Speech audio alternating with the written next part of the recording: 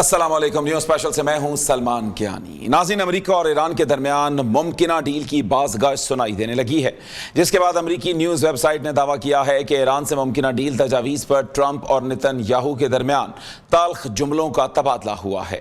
Nitin Yahoo Iran سے کسی قسم کی ڈیل کے مکمل خلاف ہیں اور ایران کی مزید کمر توڑنا چاہتے ہیں، لیکن امریکہ ایران جنگ کی دلدل سے فوری نکلنے کا خواہاں ہے۔ کیا نتن یاہو کی مخالفت کے بعد ایران سے کسی قسم کی کوئی ڈیل منطقی انجام کو پہنچ پائے گی؟ کیا مضبوط ایران امریکہ اور اسرائیل کے لیے قابل قبول ہوگا؟ اگر ڈیل ہوتی ہے تو کن پوائنٹس پر اور کن شرائط پر ہوگی؟ کیا کچھ لینا اور دینا پڑے گا؟ کیا یہ فارمولہ کامیاب ہو سکے گا؟ دوسری طرف سیاست کی بات کی جائے تو اپوزیشن جماعتوں نے کل مہنگائی کے خلاف احتجاج کی کال دے رکھی ہے۔ کیا احتجاجی کال حکومت کے لیے خطرہ ثابت ہو سکتی ہے؟ کیا مولانا فضل الرحمان کی مہنگائی کے خلاف احتجاج کی کال کے بعد متحدہ اپوزیشن اتحاد میں انٹری ہو سکتی ہے؟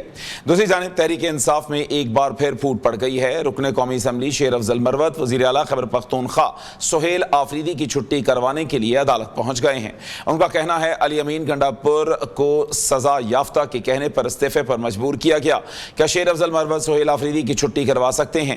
ملک میں 28ویں ترمیم کی بازگشت سنائی دینے لگی ہے۔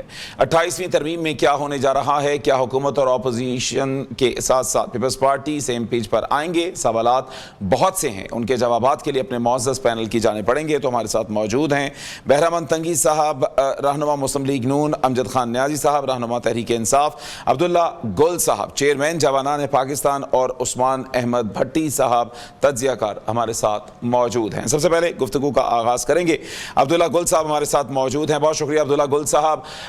عبداللہ صاحب، کس طرح سے دیکھتے ہیں یہ جو معاملات آگے کی جانب بڑھتے نظر آتے ہیں؟ پہلے بھی ایسا ہو چکا کہ جب ڈیل کسی منطقی نتیجے پر پہنچنے لگی تو وہاں پر ایک اسرائیل کی چیخ سنائی دی اور اس کے بعد پھر معاملات الٹ پلٹ ہونا شروع ہو گئے۔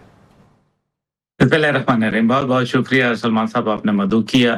جہاں تک تعلق ہے ڈیل کا، ڈیل تو ہو کے رہے گی، کیونکہ اس کے علاوہ اور آپشن نہیں ہے۔ اس ٹائم پہ امریکہ کے لیے بہت سارے مسائل سامنے جنم لے چکے ہیں، اور اسی طریقے سے ایران کے لیے بھی مشکلات میں اضافہ ہوا ہے۔ دونوں ممالک چاہتے ہیں کہ کوئی معاملہ طے پا جائے، لیکن جیسے آپ نے فرمایا، اسپوائلر، اسرائیل نہیں چاہتا کسی صورت، اور بھارت نہیں چاہتا کہ ایسی کوئی ڈیل سامنے آئے، کیونکہ یہ دونوں ملک جو ہیں یہ تنہائی کا شکار ہیں۔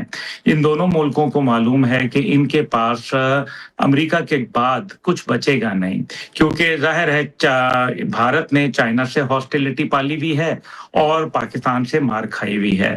دوسری جانب اس کے نیبرز کے اندر بنگلہ دیش اور سری لنکا، نیپال، کوئی بھی اس کے لیے کوئی غم گسار نہیں ہے۔ دوسری جانب جو ہے آپ اسرائیل کو دیکھ لیں کہ اسرائیل کی اس جنگ میں جو امریکہ کا مقصد تھا بنیادی طور پہ ابراہم ایکارڈ کرانا یا ڈیل آف دا سینچری کروانا یا پھر جو ہے وہ غزہ پیس بورڈ بنانا، ان سب کے اندر اسرائیل کی ایک ایکسیپٹیبلٹی کو وہ بڑھا رہے تھے، اور اسرائیل کی یہ ایکسیپٹیبلٹی جو تھی وہ سفارتی اور سیاسی سطح پہ تھی۔ لیکن پوری دنیا میں جس طریقے سے احتجاج سامنے ہوا اور باقاعدہ یورپ کے اندر بالکل اسرائیل کی تار کٹ گئی، سفارتی تعلقات کئی ممالک نے اپنے دور کر لیے، اور اسپین نے تو اپنا سفیر تک بلا لیا، اٹلی نے دفاعی معاہدہ ختم کر دیا۔ اس لیے اب جو صورتحال بن رہی ہے، یہ جنگ بجائے ان کو پروڈکٹیو ہونے کے کاؤنٹر پروڈکٹیو ہو گئی۔ اس لیے اب جو معاملہ ہے وہ ایک ہی پوائنٹ پہ آ کے پھنسا ہوا ہے، اور وہ ہے کہ ڈونلڈ ٹرمپ JCPOA کی جو ایک ملاقات تھی، جو ایک طے پایا تھا 2015 کا معاہدہ، اب اگر وہ اس فریم ورک سے ہٹ کے کوئی ڈیل کرتے ہیں، یعنی کہ اس سے 3.67% سے کم کوئی افسودگی ہوتی ہے، پھر تو ڈونلڈ ٹرمپ صاحب کی واہ واہ ہو جاتی ہے، اپنے ملک کے اندر بھی، دنیا کے اندر بھی۔ لیکن اگر ایسا نہیں ہوتا تو ڈونلڈ ٹرمپ صاحب تو پھر اتنے کروڑوں ڈالر، اربوں ڈالر لگانے کے بعد ایک اندازے کے مطابق، لیکن سر یہاں پر ایک اور جو سر سامنے صورتحال آئی ہے کہ ڈونلڈ ٹرمپ اور نتن یاہو کے درمیان تلخ جملوں کا تبادلہ ہوا ہے، تو آپ سمجھتے ہیں کہ یہ کوئی واقعی تلخی ہے؟ کیونکہ ہم یہ سمجھتے تھے کہ اس سے پہلے بھی کہ بعض دفعہ کچھ ایسے پوائنٹس آئے کہ جہاں پر تلخی ہوئی، لیکن ڈونلڈ ٹرمپ ایک دفعہ پھر سے واپس اسی دھمکی آمیز رویے کے اوپر ایران کے ساتھ اترتے ہوئے دکھائی دی۔ देखिए, इससे पहले नायब सदर जेडी वेंस के साथ तल्ख जुमलों का तबादला हुआ और जेडी वेंस ने ये कहा कि आपका ये जो 48 घंटे का प्रोग्राम था, इसने तो हमारा बेड़ा गर्क करवा दिया और ये गलत प्लान था। इसका मतलब ये है कि प्लानिंग तो इजराइल ने दी थी, अमेरिका की ये जंग कभी थी नहीं, लेकिन अब क्योंकि एप्स्टीन फाइल की वजह से बहुत सारे घिनौने काम हैं जो वो मंजर आम पर नहीं ला सकते। इस वजह से डोनाल्ड ट्रंप साहब दब जाते हैं जाके नेतन्याहू के सामने। उनका जो दामाद जैरेड कुशनर है वो एक बहुत जबरदस्त दोस्त है नेतन्याहू का, और साथ ही साथ नेतन्याहू को ये पता है कि इलेक्शन 27 अक्टूबर को उसके मुल्क में होने वाले हैं नाजायज रियासत के अंदर। ऐसी सूरत के अंदर उसके पास कोई एजेंडा नहीं है, कोई उसके पास फ्रेमवर्क नहीं है जिसके तहत वो इलेक्शन के अंदर कोई कामयाबी तो दरकिनार, अगर वो हारता है या फिर उसकी अक्सरियत कम होती है तो फिर जेलों के अंदर रहना उसका मुकद्दर बन जाएगा, काल कोठरियां उसका मुकद्दर बन जाएगी। लेकिन इस सारे के अंदर अमेरिका के प्रेसिडेंट जो है, लगता यह है कि उनको अमेरिकन मफादात से ज्यादा इसराइली मफादात मुकद्दम है। उसकी वजह यह है कि उनके बेटे के कारोबार, दोनों बेटों के बड़े जबरदस्त चल रहे हैं।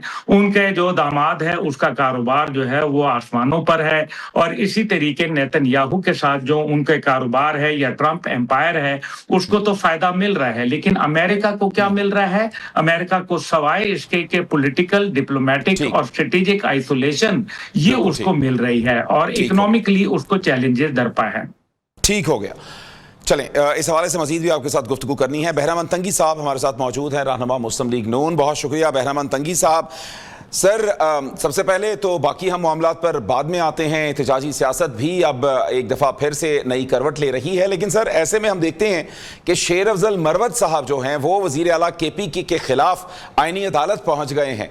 तो सर क्या ऐसा हुआ? क्या उनके पीछे आप ही तो नहीं सर? शेर अफजल मरवत साहब किसके खिलाफ अदालत गया है? सर ये पहुंचे हैं सुहेल आफरीदी साहब के खिलाफ। उनका ये कहना है कि उनको वजीर आला बनाया गया था, तो जिस शख्स के कहने पर बनाया गया वो तो एक सजा याफ्ता मुजरिम है। बिस्मिल्लाहिर्रहमानिर्रहीम। सलमान साहब, थैंक यू सो मच। देखिए, जहां तक शेर अफजल मरवत साहब का सुहेल आफरीदी के खिलाफ अदालत जाना और एक सजा याफ्ता आदमी के कहने पर उनको चीफ मिनिस्टर बनाना, ये उनका जाती फेल है। और मेरे ख्याल में पाकिस्तान मुस्लिम लीग नून की जो सियासत है वो बिल्कुल क्लियर है। पाकिस्तान मुस्लिम लीग नून की हुकूमत, प्राइम मिनिस्टर ऑफ पाकिस्तान और जो तमाम इदारे हैं इस वक्त हम बारहा खैबर पख्तूनख्वा के चीफ मिनिस्टर से अपील भी करते हैं, रिक्वेस्ट भी करते हैं कि आइए हम सब मिलकर इस वक्त खैबर पख्तूनख्वा में, जो बाजोड़ में, जो लक्की में, जो बनू में जो हमारी जवान शहीद होते हैं, हमारी पुलिस शहीद होते हैं, अवाम या बेयार मददगार पड़े हैं, करप्शन का बाजार गर्म है, अकरबा परवरी का बाजार गर्म है जी, मसरूफ है, मुजरिम कैद 804 के रिहाई के लिए अवाम के करोड़ों अरबों रुपए जाया कर रहे हैं। तो पाकिस्तान मुस्लिम लीग नून का स्टैंड ये है कि चीफ मिनिस्टर को एक दिन एहसास हो जाए, लेकिन भी उसने इस्लामाबाद में अलीमा के साथ सवालों के जवाब दिए हैं कि आपको सेंटेंस को रिपीट किया कि मुझसे किसी किस्म का सवाल न करें अवाम के बारे में, सूबे के बारे में, दहशतगर्दी के बारे में, बल्कि आप सवाल करें मुजरिम कैद 804 की आंख के और इसके सेहत के बारे में। लेकिन सलमान साहब, मैं एक बात बता दूं, 2 दिन पहले एक वीडियो आपने सुना होगा, क्योंकि एक MPA वहां एक बित्तुल हवारिज का रागटी उनको पकड़ते हैं, बत्ता लेते हैं, उनको अरेस्ट करते हैं, और फिर अफगानिस्तान में बैठा हुआ एक कमांडर उनको फोन करते हैं कि न सिर्फ उनको रिहा करे बल्कि ये अपना बंदा है, उनसे एक्सक्यूज भी करे, माजरत भी करे। तो अब यहाँ तक खैबर पख्तूनख्वा की हुकूमत यहाँ तक आई है कि बित्तुल हवारिज, रा, इंडिया और PTI एक पिच पे हैं, आपको एक पेज पे नजर आएंगे। तो मैं आपको बता दूं कि इस वक्त जो शेर अफजल मरवत साहब की सियासत है वो अपनी जगह पे होगी, मैं नहीं समझता हूं, लेकिन इस वक्त जरूरत इस बात की है कि मीडिया, सिक्योरिटी फोर्सेस, मुस्लिम लीग नून और तमाम मुहिब वतन जमातें जो इस वक्त पाकिस्तान में सियासत करते हैं, चाहे वो पार्लियामान के अंदर हो या पार्लियामान से बाहर हो, उनको सोचना चाहिए कि इस वक्त जो खैबर पख्तूनख्वा की PTI की हुकूमत है वो कहां तक पहुंच गई है। ٹھیک ہو اس نے فتنۃ الحوارج کے ساتھ بالکل اپنے ٹھیک ہے تعلقات کو مضبوط بنایا ہے جو کہ میرے جوانوں کو روزانہ شہید کرتے ہیں. ٹھیک اس پہ سر، سوچنا چاہیے. ٹھیک ہو گیا. ہمارے ساتھ سر موجود ہیں امجد خان نیازی صاحب، رہنما تحریک انصاف. ان سے پوچھ لیتے ہیں. امجد خان صاحب بہت شکریہ سر، آپ نے ہمیں وقت دیا. امجد خان صاحب، سر اب تو یوں لگتا ہے کہ آپ کے اپنے ہی آپ کے دشمن ہوئے بیٹھے ہیں، اور جس طرح سے شیر افضل مروت صاحب پہنچ گئے ہیں عدالت میں، سر کیا کہیں گے؟ بسم اللہ الرحمن الرحیم. سلیمان، جس کا پاکستان تحریک انصاف سے کوئی تعلق نہیں ہے اس کے اوپر میں یا ان کے کسی بھی عمل کے اوپر میں تبصرہ کرنے سے قاصر ہوں. میں تب تبصرہ کر سکتا کہ کوئی پاکستان تحریک انصاف کے ہدایات کو فالو نہ کرتا یا پاکستان تحریک انصاف کی لیڈرشپ کو فالو نہ کرتا، تب میری بنتی تھی اس کے اوپر گفتگو بھی، لیکن یہ میرے خیال میں irrelevant ہے میرے لیے. اچھا ٹھیک ہو گیا. لیکن سر ہم یہ دیکھتے ہیں کہ وزیر اعلیٰ کے پی جو ہیں وہ بڑے ایکٹیو ہوئے ہیں ساری صورتحال میں. پھر ہم نے دیکھا ان کو کہ وہ جس طرح سے پہنچے ہیں اڈیالہ کے جو ہے یہ سارے معاملات میں بھی. تو سر کیا سمجھتے ہیں کہ کیا ان کا ایکٹیو ہونا جو ہے وہ اب آپ کے لیے ہی خطرناک ثابت ہو رہا ہے؟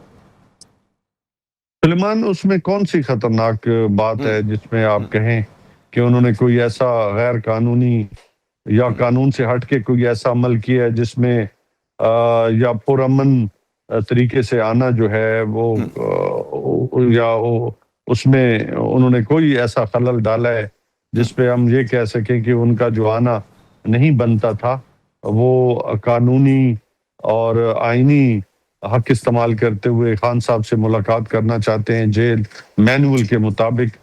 تو اگر ان کے راستے میں کوئی رکاوٹیں کھڑی کرتا ہے تو یہ تو فرض چارج شیٹ میرے خیال میں ان لوگوں پہ بنتی ہے جنہوں نے رکاوٹیں ڈالی ہیں.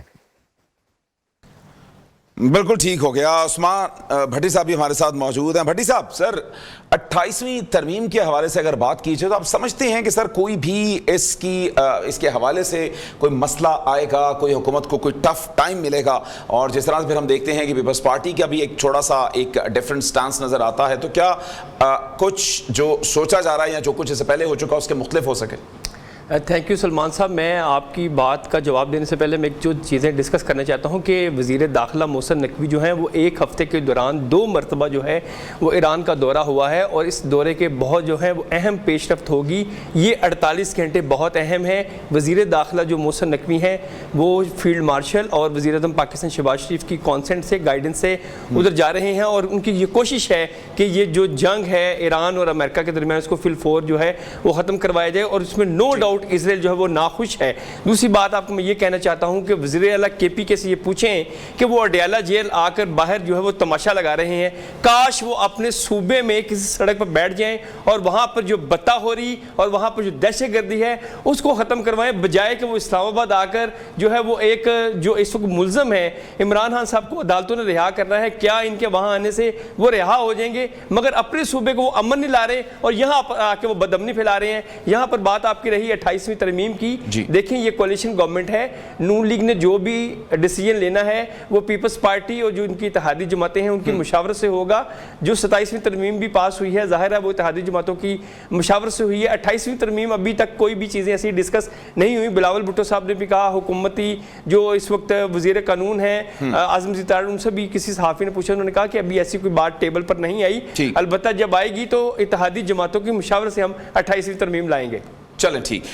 عبداللہ صاحب، سر اس وقت معاہدہ جس جانب بڑھتا ہوا نظر آتا ہے وہاں پہ سر کیا ایسی وہاں پر ایسی چیزیں ہیں کہ جس کے اوپر ابھی تک اتفاق نہیں ہو پا رہا؟ کون سی ایسی شکیں ہیں کہ جس کے حوالے سے امریکہ بھی نالا نظر آتا ہے یا پھر دوسری جانب ایران بھی ہمیں نالا نظر آتا ہے؟ دیکھیں وہ ایک انریچمنٹ ہے جو کہ وہ کہتے ہیں کہ بالکل ختم کر دی جائے، اور آج بیان آ گیا ہے مجتبیٰ خامنہئی صاحب کا، سپریم لیڈر کا، کہ ہم انریچمنٹ نہیں ختم کریں گے. افسودگی جو ہے وہ جو 3.67% وہ ہم جاری رکھیں گے پرامن مقاصد کے لیے، اور اپنا نیوکلیئر جو ہے وہ ہم جو فسائل مٹیریل ہے وہ کسی کے حوالے نہیں کریں گے. اس میں کوئی شک و شبہ نہیں ہے کہ امریکہ کو بھی جلدی ہے. اس ٹائم پہ ان کے پاس نیول اور ایریل ऑप्शंस जो हैं वो तकरीबन खत्म हो चुकी हैं। नेवी के उनके जो कमांडर हैं उनका बयान आया है, वो he is not willing to fight, क्योंकि इस टाइम पे एग्जॉस्ट हो चुके हैं उनके ट्रूप्स। इससे पहले नेवी के मिनिस्टर को भी निकाला जा चुका है, आपके इल्म में है, और उसके बाद उनके बजट्स जो हैं वो भी बहुत एक बड़ा सवालिया निशान बना है। और अब इस ऑपरेशन को एक नया नाम भी देने की बात की जा रही है, क्योंकि 60 दिन के बाद उनके कानून के मुताबिक एक इजाजतनामा चाहिए कांग्रेस से, जो कि फिलहाल मिलता हुआ नजर नहीं आ रहा। ये तो चले एक तरफ बात है। दूसरी तरफ ईरान के सदर मसूद पजेश्कियान जो है वो कहते हैं कि हम 10 करोड़ लीटर फ्यूल जो है वो बना रहे हैं, जबकि 15 करोड़ लीटर की जरूरत है। तो वहां भी मुश्किलात हैं। तो मुआहदात तो चाहते हैं, बूट्स ऑन ग्राउंड फिलहाल इस गर्मी में तो नामुमकिन है, मुझे नहीं नजर आता। और फिर जो गल्फ स्टेट्स हैं वो बिल्कुल नहीं चाहती, इसलिए मुआहदा तो होगा, इस्लामाबाद में ही होगा और इंशाल्लाह जरूर होगा, क्योंकि इसका तसलसल है। लेकिन अब अमेरिका के अंदर भी एक इशू यह है कि अमेरिका को बहरहाल ईरान को कोई ना कोई फेस सेविंग देनी पड़ेगी। जो 14 नुकात हैं वो पहले दे चुके हैं, and they are sticking to their original 14 points. उसकी सबसे बड़ी वजह यह है कि वो कहते हैं कि अमेरिका हर रोज एक नया मुतालबा करता है, लेकिन जो उसके जिम्मे काम है वो मुकम्मल नहीं करता। यानी कि अब अगर उनके ऊपर सैंक्शंस को अनलिफ्ट करना शुरू किया जाएगा तो कुछ ले और कुछ दे की बुनियाद पे कुछ मामला हो सकता है। अरब मुमालिक ये कहते हैं कि अगर 27 फरवरी वाली पोजीशन के ऊपर आप आ जाएंगे तो फिर हम जो है आपके साथ पुराने मामलात जो है ना, यानी कि जो डिप्लोमेटिक रिलेशनशिप है वो 27 फरवरी से पहले वाले रीसेट कर लेंगे, which is going to be a good sign. लेकिन हाउएवर मेरा ख्याल है कि अमेरिका के पास इस टाइम पे जो ऑप्शंस हैं वो लिमिटेड है। ईरान के पास भी है, लेकिन ईरान के पास वक्त है और अमेरिका के पास शायद इतना वक्त नहीं। जहां तक मेरा ख्याल है कि अभी आपने 28वीं तरमीम की बात कही, मैं ये जरूर कहूंगा कि 28वीं तरमीम तो तब ही तय हो गई थी जब 27वीं तरमीम के अंदर कुछ चीजें रह गई थी, और उनके अंदर जो है वो 28वीं तरमीम मजबूरी है और ये वक्त के साथ आपको नजर आ जाएगी 28वीं तरमीम। बहरहाल कोई भी तरमीम अगर मुल्क की फलाह और बेहतरी के लिए आएगी और पब्लिक की तो सर फिर इस तरह तो सर 28वीं में रह जाएगी और 28वीं के बाद 29वीं 30वीं, क्योंकि मेरे ख्याल से हर जगह पे कोई ना कोई तिश्नगी तो रह ही जाती। जी जी, इसमें कोई हर्ज नहीं है ना कि देखें ये इनका क्या काम है, लॉ मेकिंग है ना, ये बॉडी जो है ये कानून साज असेंबली है, इनका काम है कानून साजी करना। और अगर कोई कानून रिक्वायर्ड है, पाकिस्तान एक इंतहाई पेचीदा हालात से गुजर रहा है, अनदेखी जंग लड़ रहे हैं हम, इससे कोई शक नहीं है कि यकीनी तौर पर सर कानून साजी तो उनका हक है, लेकिन सर 10 मई को जो जंग थी वो तो खत्म हुई, लेकिन अनदेखी खिलाफ जाना या फिर उसको बार बार अमेंड करना, चेंज करना, तो सर इसके ऊपर भी सर बात करते हैं। नियाज़ी साहब हमारे साथ हैं। नियाज़ी साहब, सर एहतजाज की कॉल है आपकी, सर क्या स्ट्रेटेजी है एहतजाज में, क्योंकि आपने एक महंगाई को भी इशू बनाया है, आपने खान साहब से होने वाली मुलाकात को भी बनाया है, लेकिन सर क्या इसका लाहे अमल होगा और क्या आपके नताइज हैं जो आप चाहते हैं? सलमान, तहरीक तहफ़्फ़ुज़ आईन पाकिस्तान की लीडरशिप ने यह फैसला किया है कि पूरे पाकिस्तान में पुरअमन जो है वो एहतजाज किया जाए महंगाई के ऊपर, अब इस वक्त लोड शेडिंग के ऊपर, खान साहब की रिहाई के हवाले से, सियासी असीरान के लिए। तो इसके बिल्कुल इसके मकासद बड़े वाज़ेह हैं कि पुरअमन हो और कानून और आइन के दायरे में रहते हुए जो लोग अपना जो है वो प्रोटेस्ट करें। तो ये सीधी सी बात है, इसमें कौन सा बहाम है। लेकिन सर इसके अंदर फिर हमने ये भी देखा कि इससे पहले भी बहुत सारी कॉल्स दी गई, बहुत से मामलात ऐसे आए कि जहां पर फिर हमने देखा कि अवाम ने उस तरह से रिस्पांस नहीं दिया। तो सर ये स्ट्रेटेजी के हवाले से यही जानना चाहते हैं, तो फिर अवाम को निकालने के लिए, उनको एक चीज पर यकसू करने के लिए कमी कहां पर है जो हमें बार बार नजर आती है? सलमान, अगर आप बगौर जायजा लेना, जब सड़क के किनारे खड़े होने पे, घर से बाहर खड़े होने पे, अपने घर की छत पे खड़े होने पे और कोई भी गवर्नमेंट पे तनकीद करने पे, आप पे दहशतगर्दी के पर्चे हो, आपको जेलों में डाल दिया जाए, वहां पे जब फस्तायत का ये आलम हो तो लाजमी बात है बहुत सारे मसाइल भी जन्म लेते हैं। लेकिन फिर भी लोग अपने जो है वो हकूक के लिए کھڑے ہیں اور کھڑے رہیں گے. اسی لیے جو ہے ان کے حقوق کی بات ہو رہی ہے, مہنگائی کے لیے بات ہو رہی ہے, لوڈ شیڈنگ کے لیے بات ہو رہی ہے. تو یہ تو اس میں کون سی کوئی ایسی بات ہے جس میں آپ کہ کوئی غیر قانونی بات تو نہیں ہو رہی؟ بالکل ٹھیک, بالکل ٹھیک. تنگی صاحب, یقینی طور پر احتجاج ان کا حق ہے, کوئی غیر قانونی کام نہیں ہے, لیکن آپ کی جانب سے بہت تنگ کیا جاتا ہے. سر اس حوالے سے مزید بھی گفتگو کریں گے, بریک کا کہا جا رہا ہے, بریک کے بعد یہ سلسلہ یوں ہی آگے بڑھائیں گے.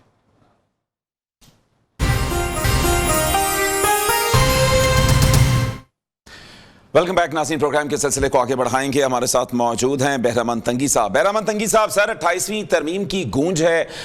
سر اس میں سنا ہے کہ ووٹر کی جو ایج ہے اس کو بھی بڑھانے کی بات ہو رہی ہے, تو سر کیا کچھ ایسی واقعی کوئی اس میں شک شامل ہے؟ صاحب, جہاں تک 28ویں ترمیم کی آپ بات کرتے ہیں تو پارلیمان کس لیے ہوتا ہے؟ پارلیمان عوام کا نمائندہ فورم ہے جہاں پر عوام کی اور اداروں کی مضبوطی کے لیے جب بھی ضرورت محسوس کرتے ہیں حکومت اور اپوزیشن جماعتیں یا اتحادی جماعتیں, تو آئین میں ترامیم کرتے ہیں, قانون سازی ہوتی ہے. اور آپ کو میں یاد دلا دوں کہ جس ٹینور میں 5 سالوں میں جو قانون سازی ہوتی ہے تو پھر ان کو اچھے الفاظ میں یاد کرتے ہیں کہ پلانی حکومت میں بہت بڑی اور بہت اچھی قانون سازی ہو چکی ہے. تو میں سمجھتا ہوں کہ چاہے 28ویں ترمیم ہو, 29ویں 30ویں ترمیم آئے گی, اور جب بھی حکومت محسوس کرتے کہ کوئی کمی, گیپس اور ڈیفیشنسیز ہوتی ہیں تو پھر وہ ترمیم آ جاتی ہے. لیکن ابھی تک میں آپ کو کیٹیگوریکلی کہوں کہ جو مختلف چینلز پہ مختلف لوگ آ کے 28ویں ترمیم کی بات کرتے ہیں کہ 28ویں ترمیم میں یہ ہے, 28ویں ترمیم میں یہ ہے, تو میں کسی بھی بندے کو چیلنج کرتا ہوں, مجھے بتائیں کہ 28ویں ابھی تک کس کے سامنے آیا ہے؟ ابھی تک کس نے کہا ہے کہ ووٹرز کا عمر ہے جو 18 سال کی نہیں وہ 25 سال ہونا چاہیے؟ اس پہ ڈیبیٹ ضرور کرتے ہیں, رانا ثناء اللہ بھی کرتے ہیں, میں بھی اپنے سوچ کے مطابق ڈیبیٹ کر سکتا ہوں, آپ بھی ڈیبیٹ کر سکتے ہیں. لیکن جہاں تک 28ویں ترمیم کی بات ہے تو ابھی تک 28ویں ترمیم کے عموماً درجات سامنے آئے نہیں ہیں, اس پہ بات ہی نہیں ہوئی کہ اس میں کون کون سی شقیں ہیں جس پہ پھر رات کے اندھیرے میں نہیں بلکہ دن کی روشنی میں پارلیمان کے اندر تمام اتحادی جماعتیں, تمام پارلیمنٹیرین بحث کریں گے, اور اگر تمام پارٹیز کو قابل قبول ہو اس ترمیم کو پاس کریں گے, وہ قانون کا حصہ بنائیں گے.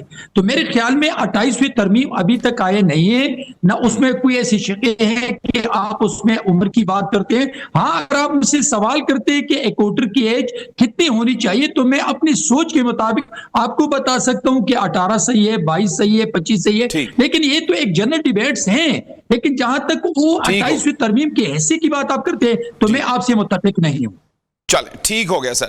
بھٹی صاحب, اب ہم گلگت بلتستان کی طرف اگر رخ کریں تو سر کیا دیکھتے ہیں, کس کا پلڑا بھاری ہے؟ اور حکومت جو ہے جس نے اگر اتنی اچھی کارکردگی دکھائی, آپ کہتے ہیں کہ خان صاحب کی کوئی جو ہے پاپولیرٹی ہی نہیں تھی اور بس ایک ویسے ہی باتیں تھیں, تو پھر ان سے پولو مین کا نشان واپس لے لینا, تو سر پھر کھل کے ان کو کھیلنے دے, ان کا مقابلہ ہو اور معاملات پھر دودھ کا دودھ پانی کا پانی ہو جائے.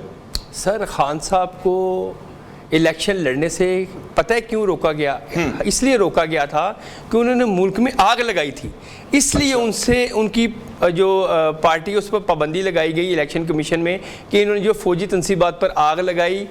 اور کیا خان صاحب پر کسی کو گلا ہے؟ خان صاحب پہلے الیکشن لڑتے آئے ہیں, خان صاحب کو کبھی کسی نے روکا. اب خان صاحب کو جس صوبے میں حکومت ملی ہے, بجے کی جو انہوں نے آگ لگائی تھی, یہ تو وہ اس کا نتیجہ آنے والے 50 سال الیکشنز ہوتے رہے اس میں بھگتتے رہیں گے. مگر مجھے آپ یہ بتائیں کہ اگر خان صاحب نے جو آگ لگائی ہے تو اب وہ آگ حکومت نے تھوڑی بجھانی ہے, وہ خان صاحب نے خود بجھانی ہے. خان صاحب اپنے جو ٹویٹر اکاؤنٹ ہیں جنہوں نے آگ لگائی تھی وہ جیلوں میں ہیں, اور اب جو باہر ہیں انہوں نے تو نہیں آگ لگائی, ان کا تو حق ہے سیاست کرنا, ملک کی جو ہے جو بھی معاملات ہوتے ہیں ان میں کنٹریبیوٹ کرنا. تو کیانی صاحب, اگر کسی نے سیاستدان کو الیکٹ کیا ہے تو اس لیے الیکٹ کیا ہے کہ وہ صوبے کی بہتری کر سکے, وہ اس لیے الیکٹ کی, یہ تھوڑا کیا کے پی کے کی حکومت کو کہ وہ وہاں پر جا کے وہ ڈیسائیڈ کریں. یہ تو عوام ڈیسائیڈ کرے گی نا, ان سے ان کا انتخابی نشان واپس لے لینے کا اس کا اس سے کیا تعلق ہے؟ وہ تو عوام نے اگر نہیں کیا, ان کی کارکردگی نہیں اچھی, وہ ووٹ نہیں دیں گے. لیول پلینگ فیلڈ تو دے دیں ان کو. انتخابی نشان کی بات علیحدہ ہے, وہ ان سے انتخابی نشان جو ہے وہ الیکشن کمیشن نے لیا ہے, اور انتخابی نشان لینے کی وجہ سب سے بڑی یہ کہ خان صاحب نے اس ملک میں جو دہشت گردی پھیلائی, جو اس ملک میں افراتفری پھیلائی، اس لیے ہاں صاحب پابندی لگائے گی اس کی سیاسی جماعت پر. اور اگر کسی سیاسی جماعت کو منتخب کیا جاتا ہے تو اس کا سب سے بڑا مقصد یہ ہوتا ہے کہ اس نے عوام کو ڈیلیور کرنا ہے. آپ کے پی کے کی حکومت کو دیکھیں، وہاں پر کیا ڈیلیورنس ہے؟ زیرو ڈیلیورنس ہے. ابھی یہ میں نے پہلے بھی آپ کو بتایا کہ ان کا ٹھیک ہے بالکل بالکل یہاں پر آ کے ڈیالوجی کے بعد تماشا لگا. پابندی لگنی چاہیے، لیکن جو باہر موجود ہیں ان کا تو کسی طور کے اوپر جو ہے وہ پتہ نہیں کرنا چاہیے. امجد خان نیازی صاحب، سر آپ بتانا چاہیں تو سر بھٹی صاحب نے جس طرح سے کہہ دیا، تو سر کس وجہ سے پولو مین کا نشان واپس لے لیا گیا؟ کیا سر وہاں پہ وجہ بنی تھی؟ ذرا آپ بھی اس کے حوالے سے ان کو بتا دیں سر. وجہ کوئی بھی نہیں ہے، بس گورنمنٹ نہیں چاہتی کہ پاکستان تحریک انصاف جو ہے، آپ نے دیکھا ہوگا کہ بغیر نشان کے بھی پاکستان تحریک انصاف 2/3 میجارٹی لے گئی تھی. اور ابھی بھی وہاں پہ جی بی میں یہی خوف ہے کہ اس کے باوجود بھی میں سمجھتا ہوں کہ وہ لوگ کھڑے ہیں اس ساری فسطائیت کے نتیجے میں، جہاں پہ ایک اور پارٹی سے نشان لیا گیا، اس پارٹی کو بھی جو ہے وہ نشان واپس لے کے، پہلے رجسٹر نہیں کی گئی، پھر نشان واپس لے لیا. افسوسناک بات ہے کہ لوگوں کو جو ڈیبیٹ پہ یقین رکھتے ہیں، جو تحریر پہ یقین رکھتے ہیں، وہ پاکستان کی ترقی پہ یقین رکھتے ہیں، تو کیا ان لوگوں کو جو ہے یہ حق حاصل نہیں ہے کہ وہ جو ہے سیاسی دھارے میں اپنے آپ کو رکھیں اور سیاسی طور پہ اپنی موومنٹ جاری رکھیں؟ یہ تو خوشائند بات تھی، لیکن افسوسناک بات ہے کہ اس عمل کو روکا گیا. اس سے لوگوں کے جذبات کو یا لوگوں کے جو حقوق پہ اس پہ ڈاکہ ڈالا گیا ہے. بالکل ٹھیک، بالکل ٹھیک. عبداللہ گل صاحب، سر آپ کیا دیکھتے ہیں؟ سر ایک دفعہ پھر سے ان کو یوں نہیں لگتا کہ مظلومیت کارڈ ان کو دے دیا گیا تحریک انصاف کو، کہ لیول پلینگ فیلڈ وہ کہتے ہیں کہ جی ہم سے چھین لی گئی ہے؟ تو کیا ہی اچھا ہوتا کہ اگر ایک مقابلہ جو ہے وہ کروایا جاتا؟ دیکھیں سلمان صاحب، بات یہ ہے کہ مقابلہ تو کوئی بھی اپنے وقت میں جب ہوتا ہے کسی کے ساتھ نہیں کروانا چاہتا.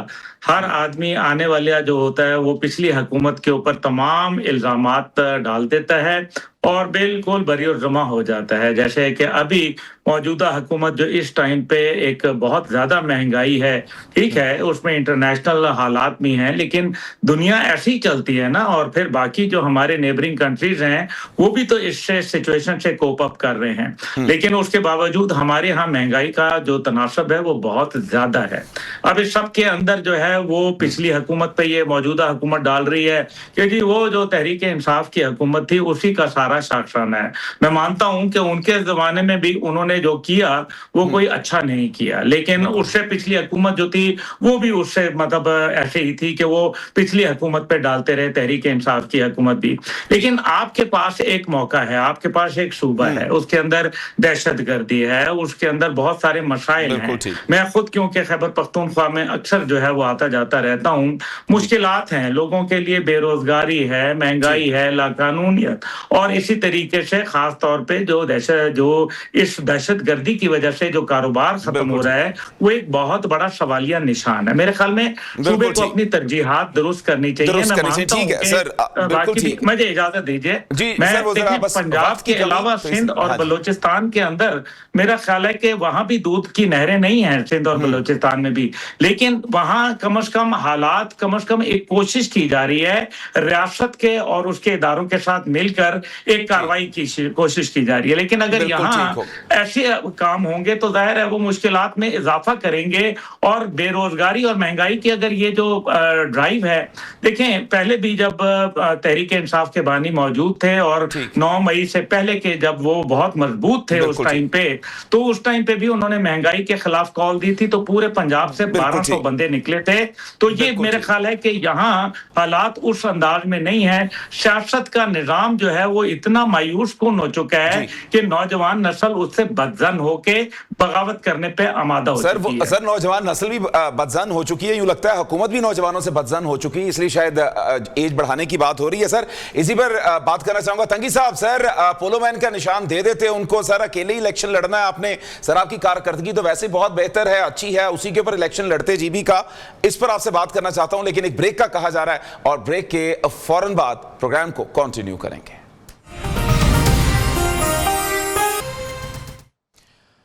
ویلکم بیک ناظرین، ہمارے ساتھ موجود ہیں بہرامند تنگی صاحب. بہرامند تنگی صاحب، سر گلگت بلتستان کی اگر الیکشن کی بات کی جائے تو سر کس کا پلڑا بھاری ہے؟ مت تو یہی ہے کہ وہاں پر ہمیشہ سے عوام حکومت کے ساتھ جاتی ہے. देखिए सलमान साहब, सबसे पहले जो आपने नारा लगाया है कि पल्ला भारी है, तो मैं आपको बता दूं कि शेर का पल्ला भारी है। अच्छा। और इंशाल्लाह शेर की हुकूमत आएगी और पाकिस्तान मुस्लिम लीग नून की कायद मियां मोहम्मद नवाज शरीफ साहब की क़ियादत पे गिलगित बल्तिस्तान के अवाम ने अभी से फैसला किया है कि इंशाल्लाह गिलगित बल्तिस्तान में आने वाली हुकूमत होगी मुस्लिम लीग नून की। जहां तक आपने निशान की बात की है, देखिए सलमान साहब, मैं आपको बता दूं, मैं एक पॉलिटिकल वर्कर हूं। आपकी बहुत बहुत गहरी नजर है पाकिस्तान की सियासत पे।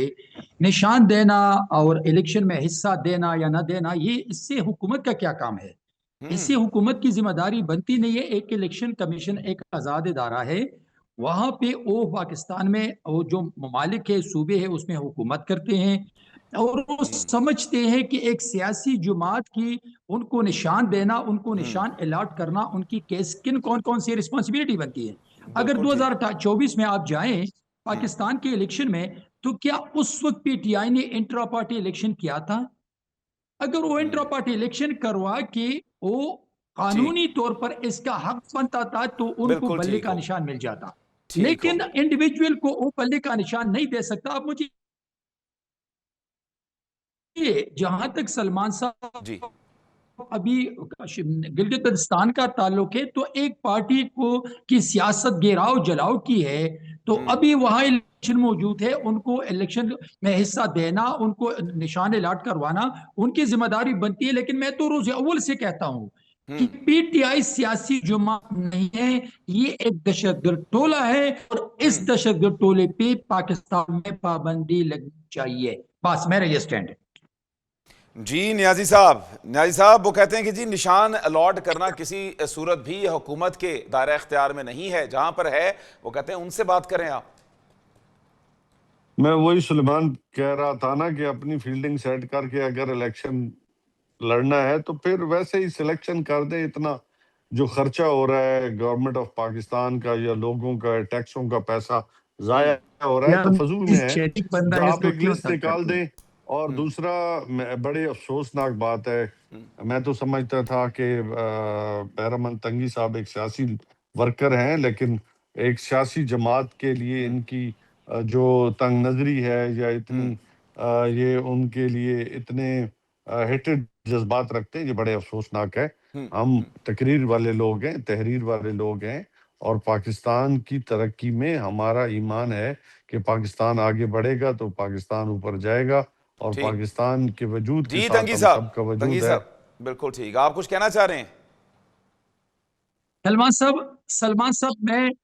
सलमान साहब नियाजी साहब की नीयत पे, नियाजी साहब के किरदार पर, नियाजी साहब की पॉलिटिक्स पे मैं कोई शक नहीं करता हूं। अल्लाह ने उसको जो इज्जत दी है मैं उसको अप्रिशिएट करता हूं। लेकिन मैं तो यही कह रहा हूं कि नियाजी साहब कैसी पीटीआई में है।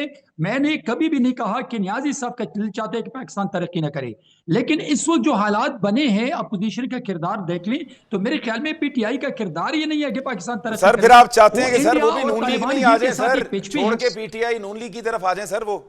मैं उनको ऑफर करता हूं कि मुस्लिम लीग नून को ज्वाइन करें। अच्छा। जी न्याजी साहब। और मैं अपने भाई को ऑफर करता हूं कि वो पीटीआई में आ जाएं। जी तंगी साहब। जी तंगी साहब, ऑफर तो उधर से भी आ गई है सर। मैं देखिए, मैं न्याजी साहब के साथ मैंने बहुत टाइम गुजारा है टॉक शोज पे, जॉइंट सेशन में, और मैं अप्रिशिएट करता हूँ उसकी जज्बात का, मैं कदर करता हूँ। लेकिन देखिए, अपने अपने अपने लोगों से बैठे, देखिए खुदा के लिए इस मुल्क को आगे ले जाना है। अगर हम तशद्दुद की सियासत करते हैं, अगर हम पॉलिसीज के साथ बैठकर खैबर पख्तूनख्वा से दहशत बिल्कुल ठीक। गर्दी के खात्मे के लिए नहीं सोचते हैं, या दुश्मन मुल्क जो असल दुश्मन है उनके सोशल मीडिया और अपने सोशल मीडिया को एक पिच पे लाते हैं। अगर तालिबान रिजीम अफगानिस्तान की जमीन मेरे खिलाफ इस्तेमाल होते हैं और मैं फिर सबूत मांगता हूं, तो देखिए ये मॉरल, प्रोफेशनल और पॉलिटिकल रिस्पॉन्सिबिलिटी बनती है ठीक हो नियाजी साहब बिल्कुल की ठीक। कि अपने लोगों से मिले, बैठे, उनको कन्विंस करे कि खुदा ठीक। का खौफ करे। Enough is enough. अभी इस मुल्क बिल्कुल को ठीक। आगे ले जाना, मजबूत करना हम सबकी ठीक। जिम्मेदारी बनती है। बिल्कुल ठीक। तो अब जी ठीक है अब्दुल्ला गुल साहब, सर क्या देखते हैं सर, एक दूसरे को ऑफर दे रहे हैं तो सर यहां पर तो नून लीग में अगर वो चले जाएं तो क्लीन चिट मिल जाएगी उनको, तो सर कौन किधर चला जाए यहां पे?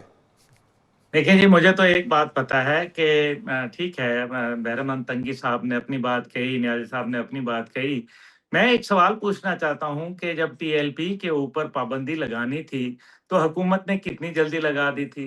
तो फिर क्या 9 मई के वाकयात से बड़े वाकयात टीएलपी ने किए थे? तो यकीनन उसका जवाब तो नफी में है। तो फिर टीएलपी पे अगर पाबंदी हुकूमत ने लगाई है तो आप हजूर आगे करें, बढ़ें। आप क्यों नहीं लगा देते पाबंदी पीटीआई के ऊपर? अगर आप ये समझते हैं कि उन पे पाबंदी लगनी चाहिए तो लगा दें। Who is stopping? नेचुरली वो सलमान कियानी साहब ने या अब्दुल्ला साहब ने या किसी भट्टी साहब ने तो किरदार अदा नहीं करना ना, वो तो हुकूमत ने करना है। तो वो क्या रिजर्वेशंस हैं, हम वो जानना चाहते हैं। सर वो पाबंदी नहीं लगाना चाहते सर, वो चाहते हैं बस बंदे उनको टूट जाएं कहें कि उनके नून सर, ग्रुप में आ वो जाएं। सिर्फ बंदे तोड़ना यानी चाहते साहब हैं से कहें कि नून सर। ग्रुप को ज्वाइन करे अब्दुल्ला गुल साहब। ठीक, नहीं नहीं, नवाज शरीफ साहब से कह दें कि वो मुझे दावत दे दें। साहब को कन्विंस करे कि नून ग्रुप में आ जाए। बिल्कुल ठीक है सर। जी जी बिल्कुल ठीक हो मेरे गया सर। सवाल आप का ये बस जवाब नहीं है। तंगी साहब ना सिर्फ यहाँ पे नून लीग को स्ट्रांग करने के लिए आए हैं, उसी को स्ट्रांग करें। जी भट्टी साहब, सर आप मुझे बताइए पीटीआई पे सर फिर पाबंदी लगनी चाहिए सर क्या? जी मैं ये कहूँगा किसी भी सियासी जमात पर पाबंदी नहीं लगनी चाहिए, मगर अगर कोई जमात दहशतगर्दी करती है, रियासत के ख़िलाफ़ जाती है, फिर तो पाबंदियाँ लगती हैं। मुझे आप ये बताएं, आज ये जो नियाज़ी साहब अभी जो हमारे साथ गेस्ट बैठे हैं, मेरे लिए काबिल एहतराम है, क्या आप बताएं कि इमरान खान साहब के दौर में नून लीग का नाम, नवाज शरीफ का नाम किसी टीवी स्क्रीन पे चल सकता था? आज तो आप आके बातें कर रहे हैं। क्या इमरान खान के दौर में नवाज शरीफ ने कहा कि मुझे मेरी अहलिया से टेलीफोन पे बात करवा दे, टेलीफोन पे बात करवाते थे?